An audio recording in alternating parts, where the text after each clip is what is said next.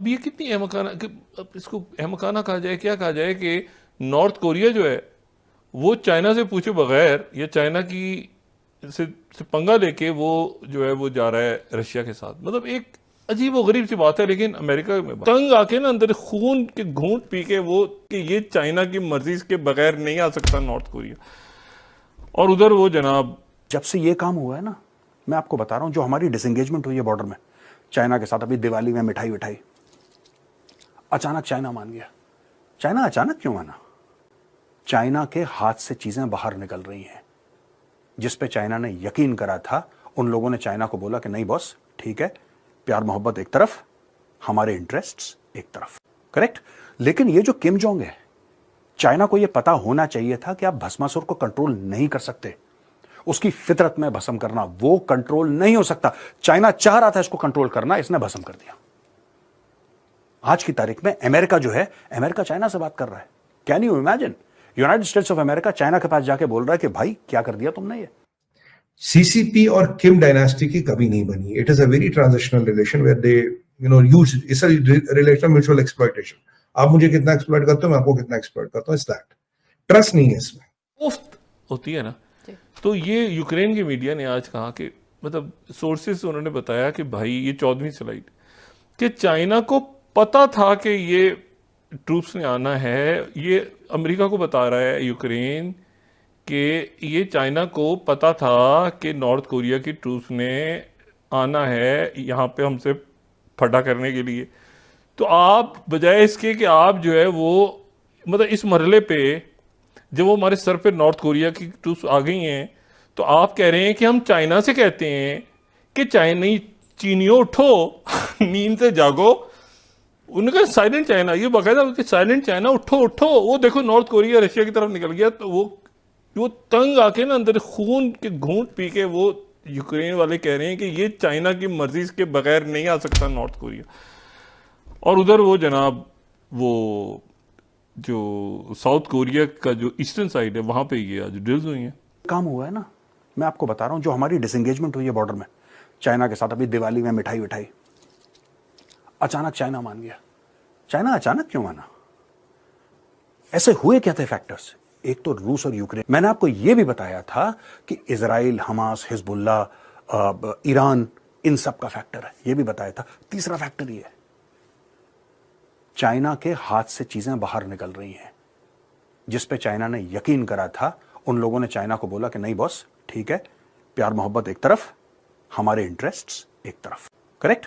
लेकिन ये जो किम जोंग है, चाइना को यह पता होना चाहिए था कि आप भस्मासुर को कंट्रोल नहीं कर सकते। उसकी फितरत में भस्म करना, वो कंट्रोल नहीं हो सकता। चाइना चाह रहा था इसको कंट्रोल करना, इसने भस्म कर दिया। आज की तारीख में अमेरिका जो है, अमेरिका चाइना से बात कर रहा है। Can you imagine? United states of America China के पास जाके बोल रहा है कि भाई क्या कर दिया तुमने ये। यानी कि जो दो तुम्हारे क्लोजेस्ट फ्रेंड्स थे, जिनकी दोस्ती का तुम दम भरते थे, पाकिस्तान इस इक्वेशन में कहीं नहीं है। अमेरिकन को पता है, दो बोटियां फेंकेंगे, दो मिला के पाकिस्तान आ जाएगा, चाहे वो एटमी पावर हो। देखिए, इखलाक की बात भी होती है, एक रीढ़ की हड्डी होती है किसी कौम की। पाकिस्तानियों की रीढ़ की हड्डी नहीं, तो Pakistan is not a power, right. American को पता है डॉलर फेंक के हम उसको अपनी तरफ कर देंगे, लेकिन किम जोंग को आप खरीद नहीं सकते। You can't buy Kim Jong, you can't buy Putin. आप पुतिन को पैसे देके खरीद नहीं सकते। आप किम जोंग, इसकी पूरी कौम की, जिसको कहते हैं ना, हड्डियां टूट गई हैं। यह बंदा झुकने को राजी नहीं है, ये नहीं झुकता। डिक्टेटर आदमी कहता है नहीं झुकूंगा। किम को यह लगता है कि चाइना दिन ब दिन कमजोर हो रहा है। किम को यह लगता है कि अगर ईरान भिड़ेगा अमेरिका से तो ईरान निपट जाएगा। और किम को यह लगता है अगर कोई बचेगा तो मैं बचूंगा चार में से।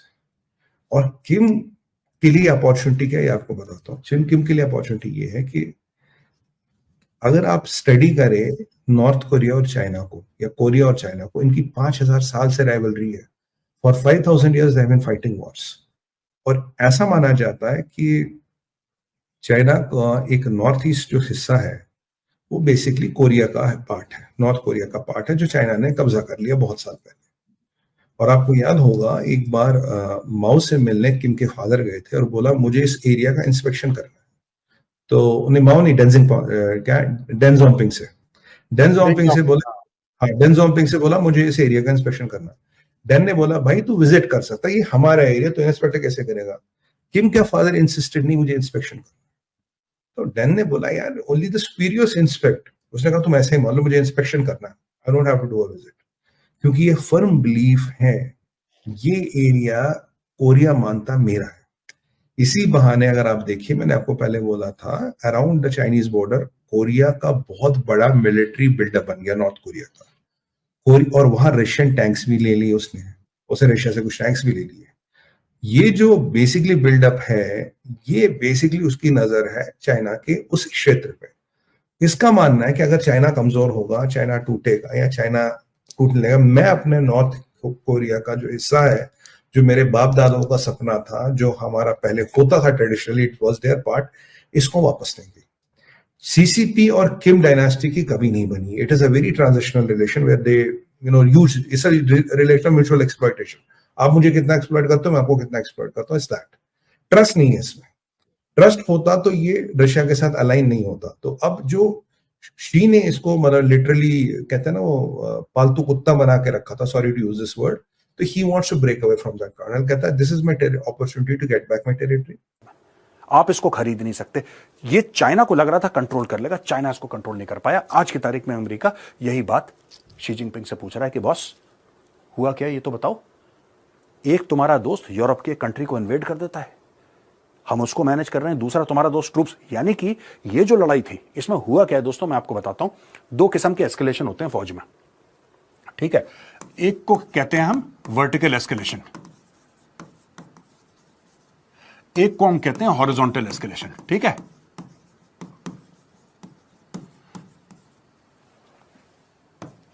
वर्टिकल एस्केलेशन क्या होता है, जब आप बड़े से बड़े हथियार इस्तेमाल करें उसको कहते हैं वर्टिकल एस्केलेशन। यानी कि किसी ने पिस्टल, मैं उदाहरण दे रहा हूं आपको, it is not actually like that, I am just giving an example. आप एक एग्जांपल, एक हाइपोथेटिकल सिनेरियो की तरह इसको समझिए।